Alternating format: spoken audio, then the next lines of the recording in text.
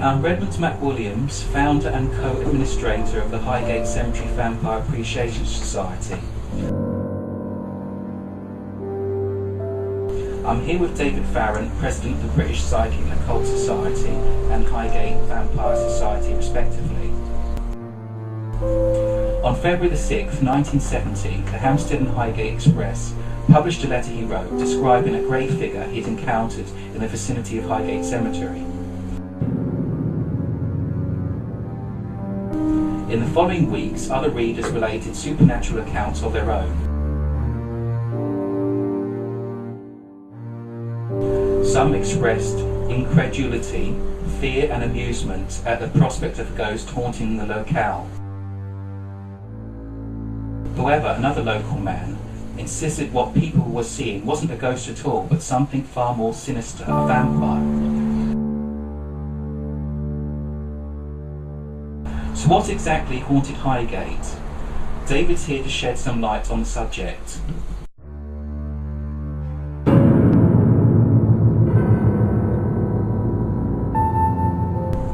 Well, fire away. Okay. Oh, by the way, I'm sorry to interrupt you. I've got a couple of microphones here because I do speak very softly. It's not conceit. Okay, David, I'll give it a try. Okay, one's for you, one's for me. Okay. Okay, David. First question.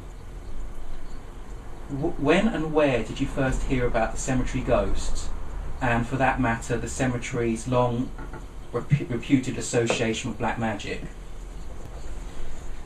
Regarding the ghost, the apparition that was seen and sighted in and around Highgate Cemetery, and the word around is quite important, but I'll come on to that later if you want me to talk about that. That'd be good, yeah. It wasn't only just in Highgate Cemetery. The answer is, there was always rumours of a ghost there. I mean, I was born in Highgate, and even as a child I used to hear all these stories about ghosts at Highgate Village and village pubs and Highgate Cemetery. I most specifically heard about it. It was in the late 60s. And the reports of people reporting a tall, dark figure being seen in Swains Lane. That's the lane that runs alongside the cemetery, by quite a few different local people. At that time, it was just a sort of local gossip. You could even say local knowledge. It was a definite story. I first decided really to investigate it, I think. What did it for me was I came back from Spain. I spent a year in Spain in 1966. I won't go into all that, that's an entirely different story. But I met a girl there whom I married. At least I married when I got back to England. Okay. And we decided to leave Spain. We just stayed for the new year. 1st of January, obviously New Year's Eve, and a couple of days after that I made my way back to England. And I learned it's all fresh rumours, there were fresh reports about a ghost, but this time it centred on the old Gatehouse pub. These rumours were all around Highgate Village, and it stirred up my interest. I started to ask questions and talk to local people, and I later learned it was also connected, also been seen in Swains Lane and actually inside the gates of Highgate Cemetery. That's when my interest picked up in it, because I've always known Highgate Cemetery. I mean, I used to go in as early as 1964. Not vampire hunter, ghost hunting even, but used to wander around the cemetery in the daytime when it was open to the public. And I can tell you, even at that stage, it was in a terrible condition. I'm not talking about minor vandalism, I'm talking about serious, heavy-duty vandalism. The old Victorian vaults, many of them were just open, or the padlocks and chains were just broken. Or you could look through the barred gates and you could actually see the coffins on the shelves, and in quite a few of them the sides or the lids had actually been lifted off the coffin by vandals, and it had been very shoddily repaired by the cemetery authorities, whoever they were at that time. And it was really then that, well, in answer to your question simply, it would have been 1966 when I was first fully aware, intently aware of these stories of a tall, dark figure being seen, or rather haunting locations in Highgate village. So you're saying you first heard about this sort of spectre that was haunting the Gatehouse pub? Was that you said at first? That's where you first heard about it, or? Well, the spectre, the ghost, if you like, was seen in quite a few different locations in Highgate village, near Highgate village, including Highgate Cemetery. Another location where it had been seen quite regularly was the Flask or public house, which just backs onto Highgate Cemetery. It's about 50 yards away or so. And the Gatehouse is not much farther. And there were also other locations around that vicinity. For example, a large block of council flats known as Hillcrest, now known as Hillcrest, but it was built on the site of an ancient nunnery. It used to be a Victorian sort of nursing home, or maternity home I should say, for unmarried mothers, which in those days was taken quite seriously. I'm talking about Victorian times, because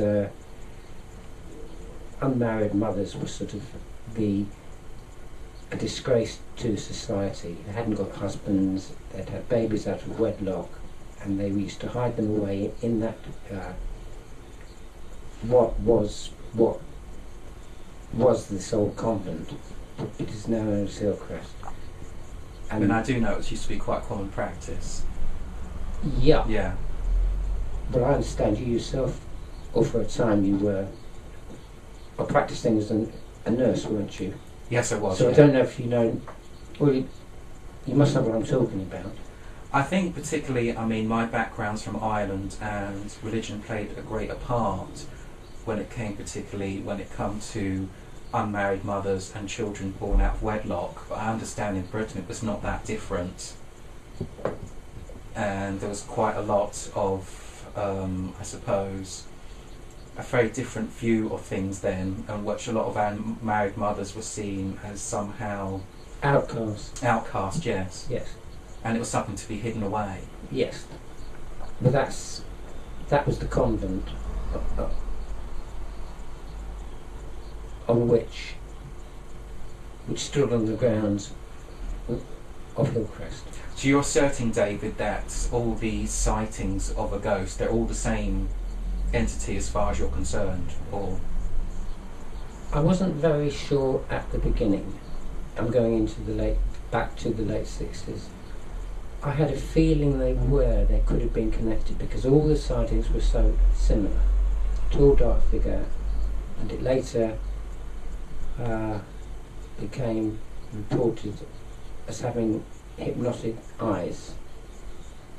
Now, that came a bit on into the future. This story only began circulating after the reports or speculation that the ghost seen might have been, don't laugh, a vampire. I'm talking about a real live vampire, if vampires are alive as such. Yeah. And maybe the stories of a vampire actually were helped by the fact that this entity had been reported as having hypnotic eyes, yes. I hear descriptions of it being quite black and amorphous kind of shape. What was that? Was that a sort of common description amongst eyewitnesses? Or did it have more features? Could people tell it was human, or? No, it was never described as human. Just quite a vague shape. Well, I actually saw it myself in 1969, and I couldn't make out any discernible features. But it was definitely humanoid, you'd say. It definitely wasn't human, I'd say that. But Definitely. humanoid in shape? Or would you say? It just took the form of a tall, dark figure. It was almost as tall as the cemetery gate. I'm talking about the top gate, the north gate of Highgate Cemetery. It almost reached the top of that, so I'd say it was about 7 feet tall. And you'd say it was totally black as... It was just a black shape, yes. It appeared to be draped in some sort of cloak, but it's impossible, it wasn't clear. But the face was just... it was a face, it was the shape of a face. And as I looked at it, there were 2 points of light, which I took to be its eyes. So it was basically like a head shape on the shoulders, but you couldn't make out any more Yes. discernible features. Just That's right. And the bottom of it seemed to disappear to impenetrable blackness. It could have. That's why I've never been sure if it was just floating off the ground. It was just about 3 feet inside the top gate. Yeah. By this time, there'd been reports circulating locally, put out by certain people, probably anxious to cash in on the stories of the ghost. As I said, it could have been a vampire. When I first saw this figure, my instant reaction was that it all happened so quickly. I thought, oh, somebody's heard all these vampire yarns, is dressed up, trying to frighten the old passer-by by the top gate at night. That was my very first reaction, but then as I looked closer, I saw that this was not the case at all. There was something about the figure, you could just tell it wasn't human. And the area in which I was standing around me turned icy cold, and it was a bitterly cold night anyway. But you felt even the temperature drop further? Yes, I did, distinctly. And I also felt I was under psychic attack. It's difficult to explain, to put into words, but it was rather like, if you can imagine, having a really vivid dream. When you've had a sort of a semi-nightmare, you want to wake up, but you can't. You're aware that you're dreaming, and you desperately don't want to get any deeper into the dream, because you don't want it to get any worse. Trying to wake up, and that's how I felt. Do you think it was because you were afraid or something? Some people do say they're paralysed with fear, or do you think it was the influence of the thing itself? It happened to... To be sure, yeah. No, I was going to say it happened too quickly for me to be afraid. The whole thing could have only... My actual sighting could have been longer than 4 or 5 seconds. And in retrospect, I definitely think it was some influence of the entity itself. It was definitely aware of my presence. Would you say it was malignant, or...? Yes, I would. I would. Well, I said that at the time. It certainly wasn't benign. Do you believe that it actually resided within the cemetery itself, or you just happened to catch it while it was there? Well, at that stage I didn't know. You didn't know, okay. Because you did say when you returned from Spain, was it in 1966? 6. Yeah, that you were first... Did that when you first became aware of this kind of tall, dark spectre, or were you aware of it from childhood? I'd heard stories of it before that. Okay, and what sort of stories were they? Of the ghosts that was haunting Highgate Cemetery. Yeah. But I hadn't seen it before that. And this was just the West Cemetery as opposed to the East? It was only in the West Cemetery, not the East Cemetery where Karl Marx is buried. Yeah. And was it just said to be just one ghost? Because I've heard other stories concerning both cemeteries, like there's supposed to be a white lady that's supposed to sort of look, was it roam fruitlessly around different graves looking for the murdered children. Yeah, murdered children. Yeah, I've heard all that stuff before. I don't know, thing... Do you think that's just a sort of local folk tale, or do you think it had any basis to it? A lot of local folk tales are actually based or rather a lot of ghost stories are based on local folk tales which disappear back into sort of human memory. I definitely think all these various, you know, a common obstacle, problem with during a psychic investigation is human tendency to exaggerate, or some people might genuinely be telling the truth. But then again, they might be telling the truth, but there might be some logical causation for what they have seen or witnessed. And there could have even been, there could have been cases when it was a sort of a mixture of people telling the truth and a mixture of being frightened by something, not quite knowing how to describe it. So the sort of common tale you're seeing around the time was that something was seen in around the cemetery? Yes, definitely. Yeah. Would some of the sites be within the cemetery itself? Yes, there were. Yeah. In the cemetery itself. And, sorry to interrupt you there, but also in Swains Lane. And would that be near the top of the North Gate, or would it be any on the, or just around the cemetery itself?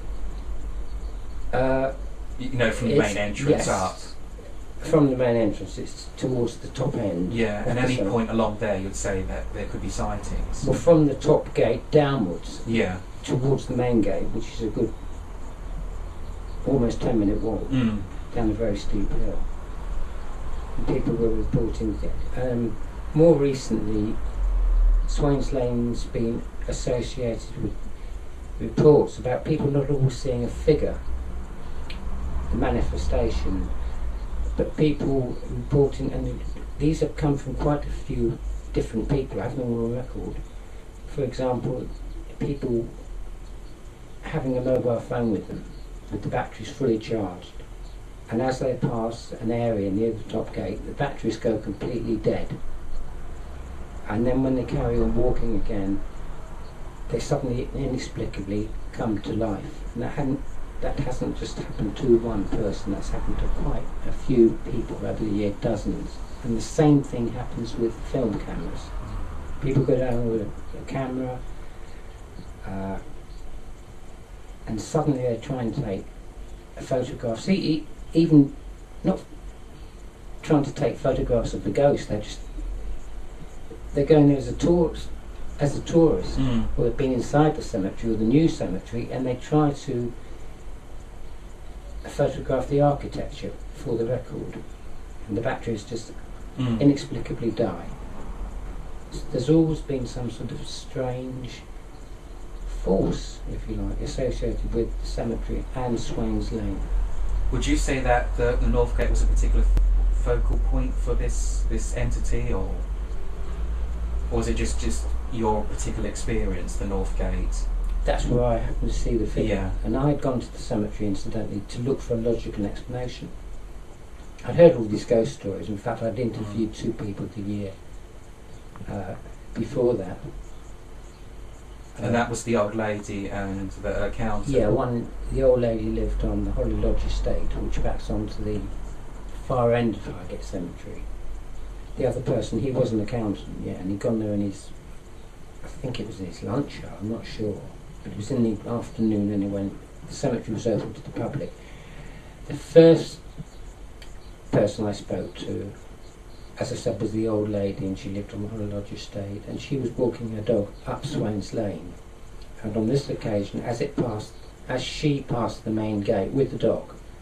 So that's the gate that's just opposite the cemetery? Yeah, yeah. Both gates are almost directly opposite each other.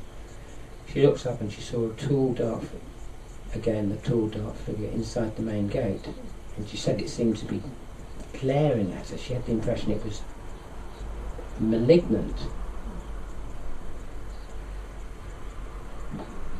Well, the first to notice it was the dog, because she noticed the dog was whining and was trying to retreat back down Swains Lane, drag her back down the lane. And that's at that point she looked up. She looked to where the dog was looking, and then backed away from, and then she saw the figure. And I also interviewed the accountant too, And he claimed that he saw something in the centre of Highgate Cemetery. Did he give a precise location? Well, yes, he did. He had got lost because he'd gone in there to look around, interested in the architecture. So he was around the sort of Circle of Lebanon area? It was around the Circle of Lebanon. Lebanon, say that again. Not inside the Circle of Lebanon, because the Circle of Lebanon is the sunken circle of tombs. It was up on the top level. The top level? Yeah. Well, there's a lot of mausoleums sort of at the very top, yeah. Yeah, and he was trying to leave the cemetery. As I said, he'd wandered off the main path, and it was very overgrown in those days. But he heard the bell going, and he thought if he made his way roughly towards the sound of the bell, he had to be the right direction. And he said at that stage he became aware of something behind him. And instinctively, call it animal instinct if you want, he swung around and he described seeing this tall, dark figure. And this was like the afternoon, or was it towards the evening? I think it was in the afternoon, as far as I remember. I've got it all on file actually when I dig the records out. But yes, and he had the impression it was trying to hypnotise him. And the description was the same, a tall, dark, it was more or less the same shape as I was later to witness myself. So David, in your opinion, this spectre or apparition, do you think it was the spirit of a departed person, or do you think it was actually something inhuman, or what some people regard something that never was alive? Possibly demonic? It's a very difficult question. That's a very difficult question, Redmond, because it opens up such an area as to, for example, what are ghosts? I've always maintained, and I came to this conclusion many, many years ago, there's different categories of unexplained phenomena. I won't go into all the categories because these can in turn be divided into subcategories, and we'll be here all night. Very, very basically speaking, there's the first category of unexplained phenomena, which I personally believe is the greatest of all the three categories, are cases when people see, witnesses see figures of human beings, whether they're dressed in Victorian dress or even earlier, scenes of battles or images of animals. I'm talking about the well-known black dogs, black cats, which are very well known in the UK, but also other parts of the world. I mean, I've heard particular stories, I suppose, from my time of living in Devon, particularly around Dartmoor. Some say that actually inspired Conan Doyle with The Hound of the Baskervilles, the idea of devil dogs. I had that in mind actually, although I didn't say it, because I've actually been down to Devon and Cornwall to investigate quite a few of these sightings. That's another sort of avenue, I won't go on that. But people do report seeing images, even images of stagecoach objects, stagecoaches, the old stagecoaches, or battle scenes. So you wouldn't say these were in this category. You wouldn't say they're intelligent hauntings. You No. would say they're more like a kind of recording. Sorry, that's the whole point. That's just what I was going to come on to. Okay. I'd say that those sort of images are not possess no type of independent intelligence as such. They are merely reflections of, say, past events. Obviously, some events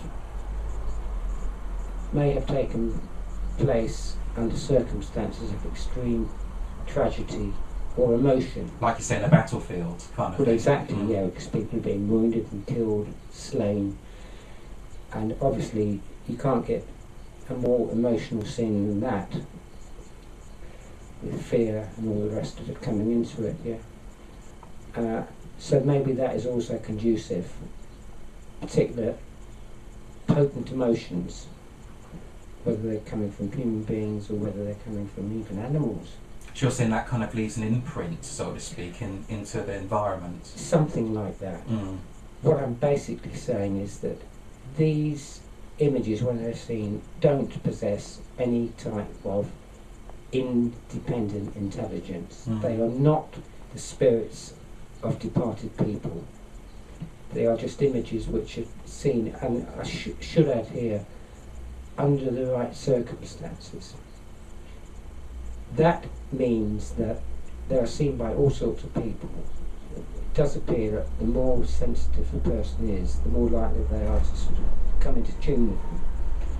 But then again, that's a bit of a contradiction, because they're often reported by people who don't even accept the existence of ghosts. Mm. People that are atheists, but nevertheless see these pictures. If we can stick with that word for a minute, because they're pictures.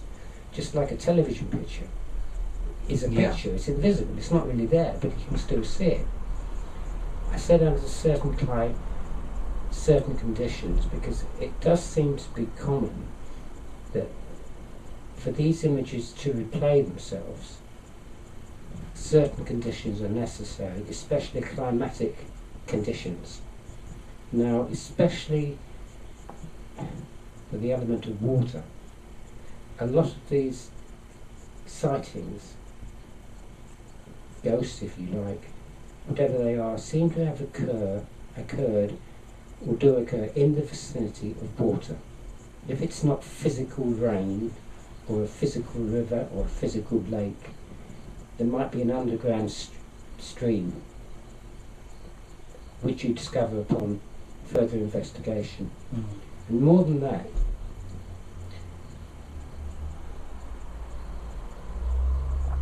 climatic conditions themselves. For example, areas of low pressure, I mean the heavy atmosphere which often precedes a thunderstorm.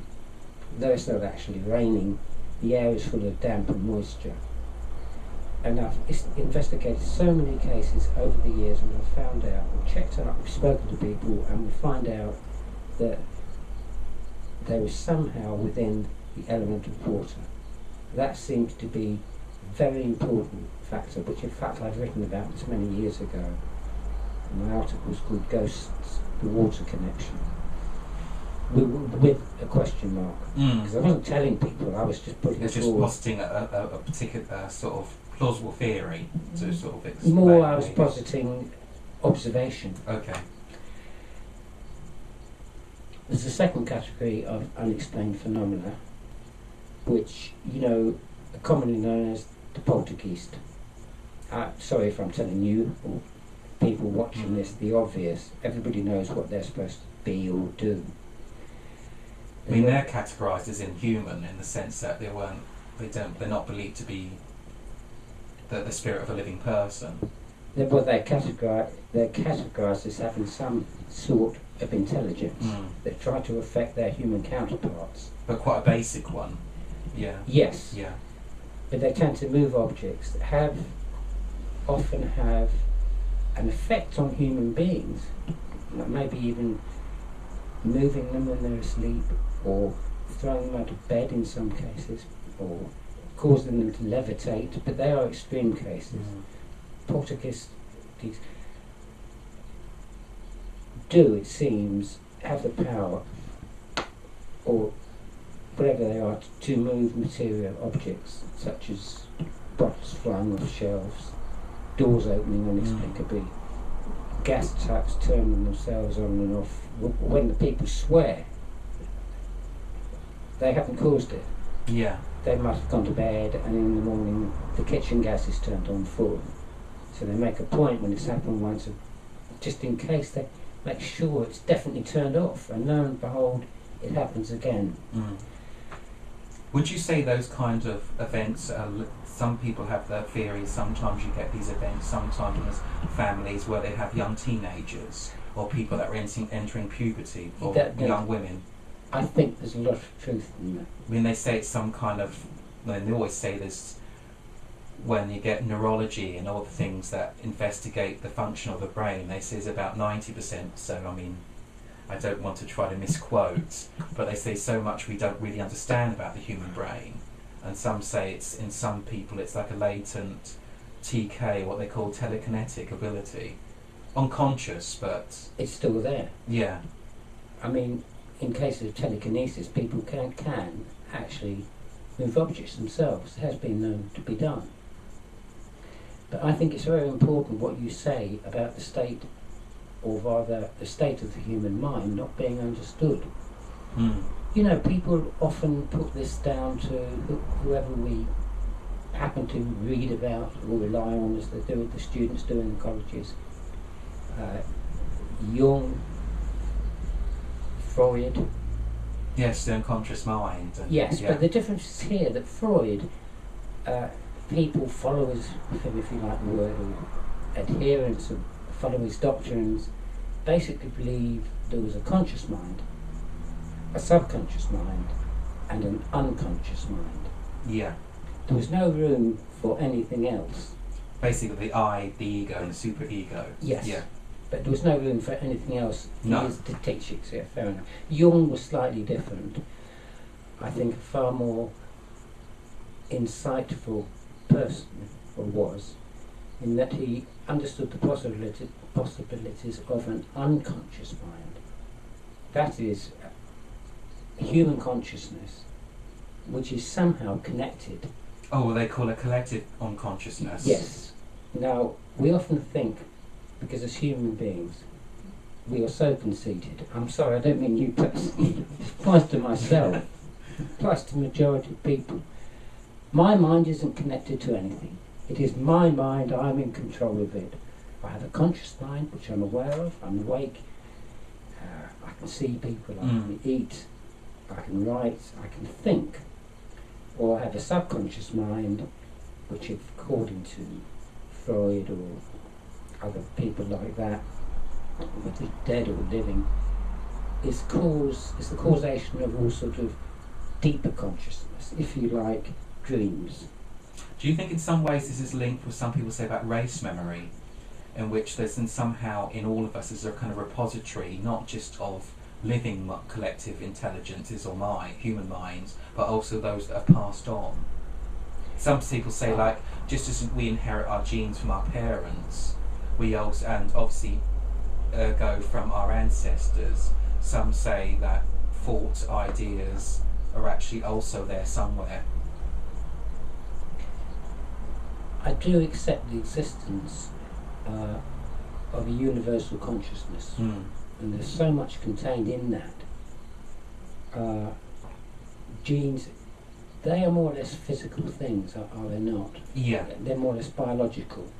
I'm not arguing against that, I'm not qualified enough to get, but I'm talking about the collective unconscious. Yeah. Going back to the... I mean, it's something, maybe to put it clear, some people, from a scientific viewpoint, would call it almost like a sort of quantum explanation. Yeah. Just like I say, that on the physical sort of existence, on this, what they, so as they call it, the macroverse, that just like all our characteristics of our eye colour, hair colour, our height and everything is obviously inherited from our parents. No question about it. They would say maybe on a kind of quantum level that, you know, the sort of microcosm, just that the same kind of way of the collective intelligence and erase memory, just that we can also, I suppose in some way, on a subconscious level, also inherited those experiences as well. Yeah, probably. That may be carried in some way on the genes.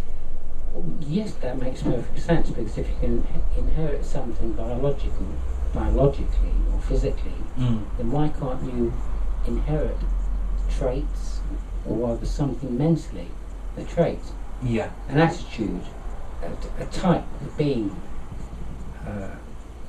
It's very difficult to put into words. But going back to what we said about categories, the category, I was just talking about the second category, which is supposed to be the poltergeist, and everything that surrounds that. What I think is very interesting, that a lot of these cases happen when people are asleep, or in a sleeping state, or maybe a waking state. And it's almost as if the everyday thinking mind. That is the mind we all use, that we're aware of, which we judge and judge people by, or which we have opinions by. I don't have to tell you the obvious. But I think that very, shall we say, can we call it superficial consciousness, everyday consciousness, normal consciousness, whatever you like to call it. The sort of thing we project to us, other people around us. Yes, exactly. Yeah. Acts as a block to stop other levels of consciousness coming to the surface. Now, when people are asleep, or at least in light form of sleep, the conscious mind is at rest. It's very easy to sort of see that. And free of any distractions as well. Yes. Yeah. And it allows other levels in the human mind, and I'm not talking here just about consciousness, subconscious and unconscious. I have said many years ago, there may be dozens of levels. It sounds very much like the Hindu philosophy, really, about the soul. That it could be quite, or I say our conscious, or what they say, our consciousness is multi-dimensional or multi-level. Yeah. I mean, in mathematics, there's no problem talking about multi-dimensions. No. You know, they can quite in their science might have a problem with it, or they're getting or one would say with quantum theory, they're going towards these kind of ideas. But for a long time, mathematics there's no problem with dealing with, nth dimensions. Yeah, I think also another problem is that we just don't know. We don't understand other dimensions, so we speculate about them. We try to attribute to those other dimensions images or projections of the conscious mind itself.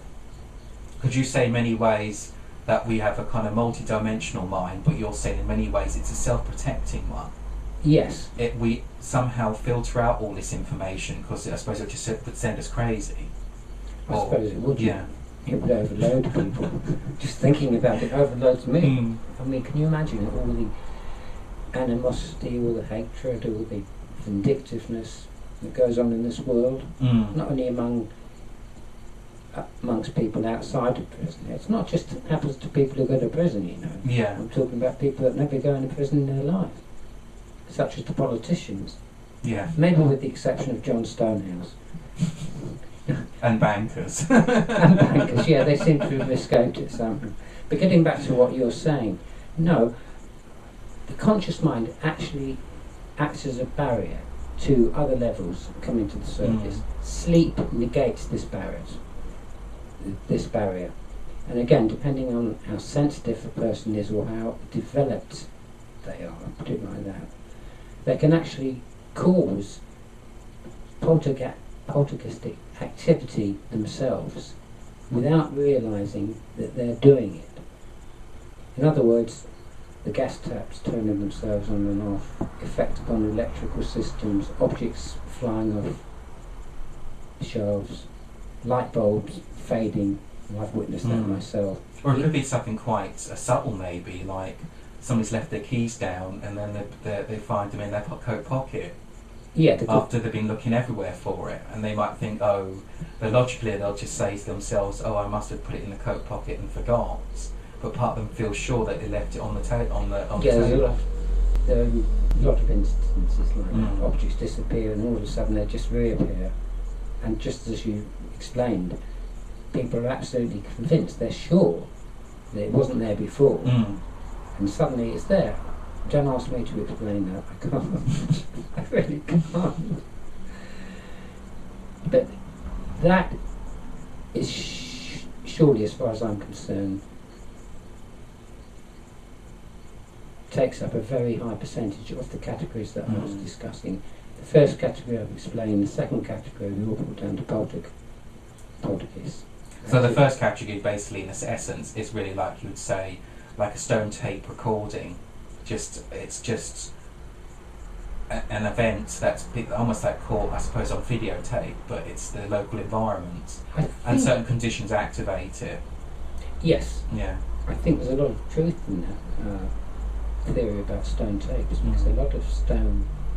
Would you say that maybe in some of these circumstances people are actually experiencing time slips, I mean, I know there's the famous case of Versailles, the two ladies, in which that they actually believe they're interacting with Marie Antoinette, and that they're actually it's a kind of an intelligent, conscious interaction. But I'm wondering, sometimes people see these things, it's still a time slipping effect, but it's a more remote kind of experience. I'm not too sure about this, you know. I've had long talks with people about this, including Della, who's very involved in it herself. Time slips. I'm going to come on to the third category, but I'm not evading your time slip question. Can I just say this very quickly? I do not accept the existence of time as most people do. I mean, some people have a kind of theory that it's like time is like on one big Mobius strip, and basically it's once something's in the past, it's just a distant land. But some people think there is no past, present, or future, is only present, and once something's done, it's done. That's what I think. So you're the latter opinion? Definitely, yeah. I don't think... Look, you can't live in the future. You can't die in the past. You can only live and die in the present. Everything that happens at this moment. I mean, some people have a kind of theory about mediums when they predict future events. Some people actually call that, in scientific terms, future memories, just as we've got memories in the past. Yeah. Events that are happening still in our future somehow leak back to the past. Yeah. Which, in effect, it means that they've already happened, but we just haven't got there yet. yeah. That's a good way of putting it, yeah. So I think I've dealt fairly extensively, at least as extensively I could, as time allows, the first and second categories. The third category, I believe, falls into the smallest percentage. That is a common belief that ghosts... I can't stand that word ghost. You know why I hate it. I've said this before. It conjures up images of people carrying their heads or clanking chains or dressed in white sheets or... So the best term would be a wandering spirit, or... I prefer the term wandering spirit, or entity, or unexplained phenomenon. I don't know. But a common form belief there is that these wandering spirits do have intelligence, at least some kind of intelligence, and they're actually trying to communicate with their counterparts, their human counterparts. Would you say that they could acknowledge that they actually are deceased, or do they actually think they're still alive? I mean, there's always that thing about the idea of people that have not been able to move on because they come to a sudden and untimely end, and they're just not able to accept. They can't move on. Or comprehend even. Until they convey some message, maybe. So unfinished business. So a wish, unfinished business, or they want to put something straight or right, and they can rest, if you like, and move on. Yeah, that is a very common belief, yeah. I don't know what the causation of these entities is, but they certainly seem... Well, going back to Highgate Cemetery, there were two cases back in 1970 of such third category type phenomena, if you like, when two people, unknown to each other, completely independently, were walking by Highgate Cemetery and they were suddenly attacked. When I say attacked, I mean psychically attacked.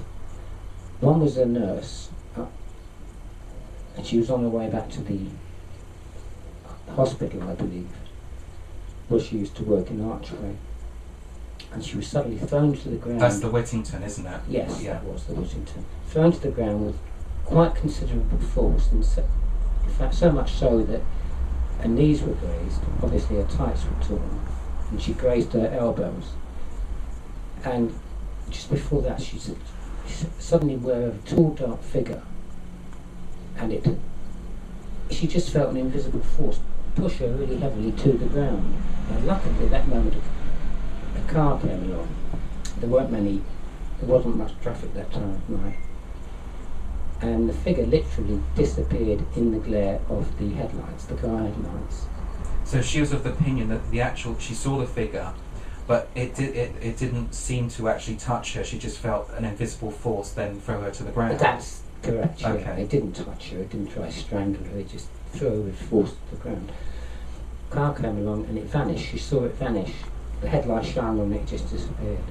Okay. Did it just finish into thin air, or did it? It just, as soon as the headlights were on it, it, she saw it, and it just disappeared out of the headlights, and it hadn't gone anywhere. At least it must have gone somewhere, but yeah. It just disappeared. The driver, he stopped the car and he took her to Highgate police station, which was about half a mile away from Highgate Cemetery, or Swains Lane. And because he saw she was in a state of quite considerable shock, and she told the police what had happened, and they kept her in the police station for a little while. They gave her coffee and letting her calm down. They sent people out to make a thorough search of the area in Swains Lane. I suppose the suspicion was it was a human assailant. Well, of course. Yeah. But anyway, the police found nothing at the spot where the figure, and also the driver told them roughly the spot. And at what point was along Swains Lane did this event happen? As far as I remember, it was a few minutes walk from the top gate going towards the main gate in Swains Lane, where the hill is quite steep. Yeah. But would be past the end? Because I know to one side there's, when you pass the North Gate and you're making your way down, there's an entrance to Waterloo Park. Would have been further down. I think it was before that. It was quite near the top gate. Okay. The point is that at the spot this figure disappeared, the cemetery, Swains Lane, was lined by 14-foot, maybe 15 foot, I don't know, high walls. Especially on the cemetery side, yeah. Yes. And so it would have been almost impossible for any sort of human being. Did the motorist see anything? No, he didn't. No. But he saw the girl on the floor.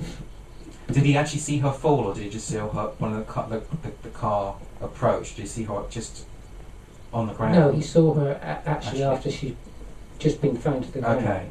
Okay. And she was trying to sort of get up, and she was a bit So dead. his assumption was that she may just have tripped, from his point of view. But I'm not quite sure what he saw. I'm not quite sure of that. Was she more? What was her own opinion? Did she think it was a human assailant, or did she feel it was something unexplainable? She was absolutely convinced it was something unexplainable. Absolutely. Did she actually say this to the police herself, or did she feel a bit? Some people would feel a bit self-conscious. Well, I don't actually know what she said to the police because I didn't go with her. She just said to them that she was attacked. Yes. And how did you come into contact with her yourself? I didn't. She came into contact with me from reading your letter, or was it, or just what was going on? I believe the coverage in Ham and High, basically. I believe this was in 1971. I believe. And was it shortly after her attack? Was it that she approached you? Oh yes. Yeah. So it was still quite fresh in her memory, basically. It was a matter of weeks. Yeah. And another student was also had a similar experience. And this is the young man from the Polytechnic, or the Polytechnic, what it was called at the time, is it the North London Polytechnic? Yes, I think that's the one. I only found out his name. I can tell you his first name is Richard. I learned that from the Ham and High because they'd somehow found out about it, and they'd been in contact with him. And I was trying to find out his second name, and all they tell me is that his name was Richard, and they did let slip that he was a member, a student of that Polytechnic. Yeah. And was their account the same as the young nurse? Or quite similar? His account is a bit vague to me because I never interviewed him as such. But he claimed he saw the tall dark figure, yes, in Swains Lane, virtually at the same location, as far as I can make out. And the same kind of time of night, or was it? Or I know it was late at night. I'm not quite sure of the exact time. That's what I mean to ask, because I've been, as you know, I've actually taken a walk up at Swains Lane at night, and as you know, I've taken some quite interesting photographs that I only discovered when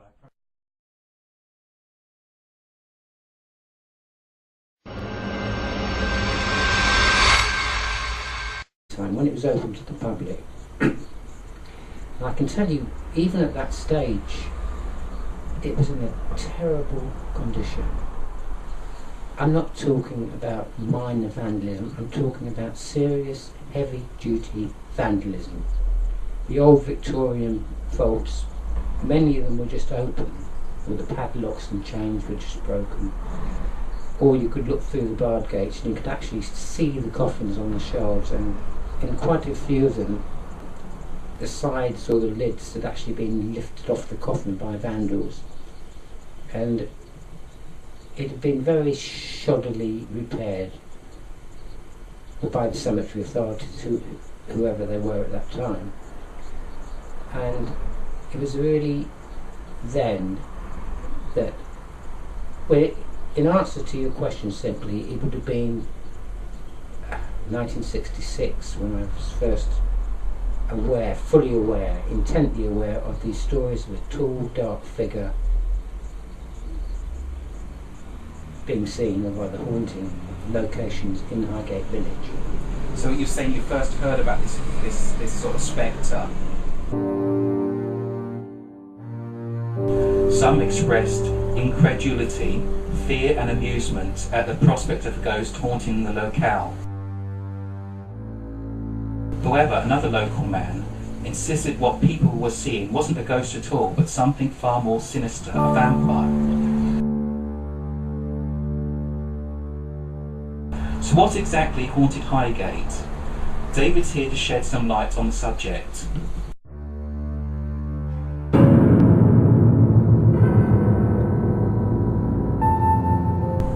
Well, far away.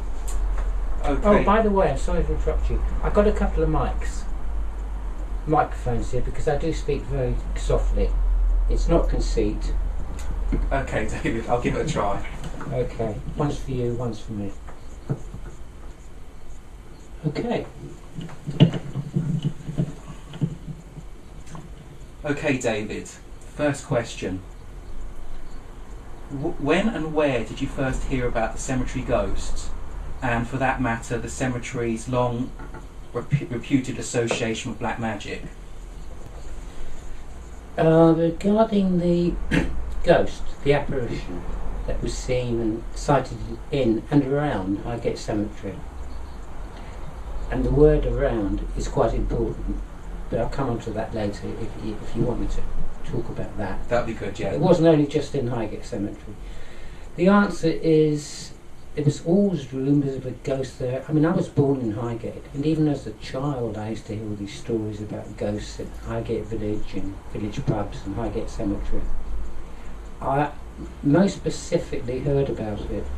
It was in the late 60s, and there were reports of people reporting a tall, dark figure being seen in Swains Lane. That's the lane that runs alongside the cemetery, by quite a few different local people. At that time, it was just a sort of local gossip. You could even say local knowledge. It was a definite story. I first decided really to investigate it, I think. What did it for me was I came back from Spain. I spent a year in Spain in 1966. I won't go into all that, that's an entirely different story. But I met a girl there whom I married. At least I married when I got back to England. Okay. And we decided to leave Spain. We just stayed for the new year, 1st of January, obviously New Year's Eve. And a couple of days after that, I made my way back to England. And I learned it's all fresh rumours, there were fresh reports about a ghost, but this time it centred on the old Gatehouse pub. These rumours were all around Highgate Village, and it stirred up my interest. I started to ask questions and talk to local people, and I later learned it's also connected, also been seen in Swains Lane and actually inside the gates of Highgate Cemetery. That's when my interest picked up in it, because I've always known Highgate Cemetery. I mean, I used to go in as early as 1964.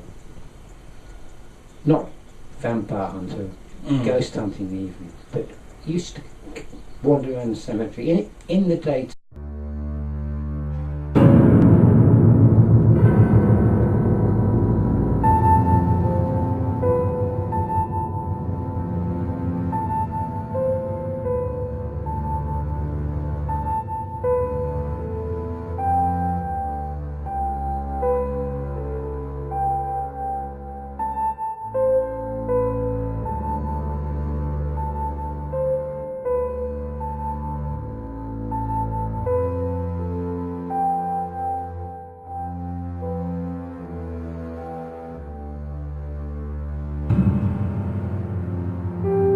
I'm Redmond McWilliams, founder and co-administrator of the Highgate Cemetery Vampire Appreciation Society.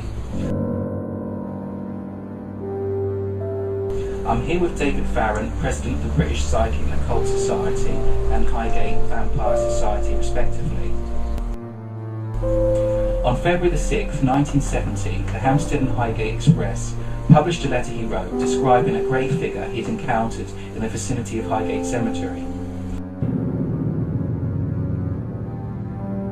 In the following weeks, other readers related supernatural accounts of their own.